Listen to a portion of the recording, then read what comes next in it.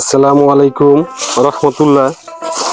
আজকে নিয়ে আসলাম এক আমাদের ভাই মালিক ভাই, যিনি কুমড়া হারভেস্ট করছে বাজারে বিক্রি করার জন্য।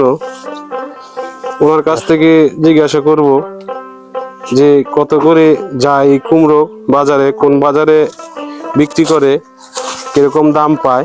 ভাই আসসালামু আলাইকুম। ভাই কেমন আছেন? ভাই ভালো আছেন?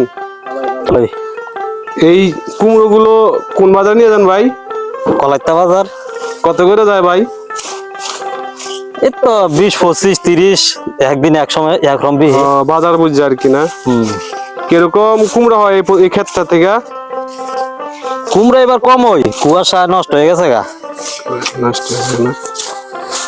দর্শক দেখেন, এবার সবারই সমস্যা, অনেক শীত পড়ার কারণে কুয়াশায় কুমড়ো এবং লাউ দুটাই সবাই নষ্ট হয়ে গেছে।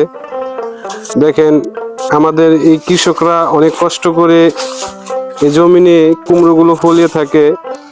যদি প্রয়োজনের চাহিদা প্রয়োজন ছাড়া যদি মাল না আসে, আমাদের অনেক লস হয়। আর দেখুন, এই পুরোটা খেতে মাত্র 4-5টা কুমড়ো হয়েছে।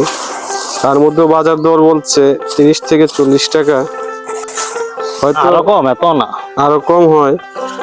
কুমড়োগুলো একদম টাটকা, একদম জমিন থেকে নিয়ে আসা কুমড়োগুলো।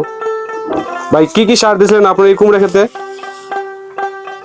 দিছি ডিআইবি সার, তারপরে দস্তা দিছিলাম, কালা সার দিছিলাম, পানি দিছি, কত হদের বিষ দিলাম, ভিটামিন দিলাম। দিলে কি কুয়াশা নষ্ট হয়ে যায়।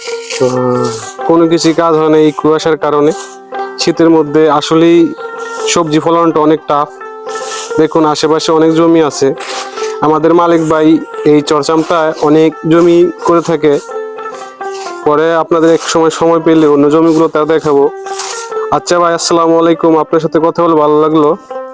দয়া করে আমার এই চ্যানেলটি সাবস্ক্রাইব করবেন এবং লাইক কমেন্ট করে পাশে থাকবেন। ধন্যবাদ।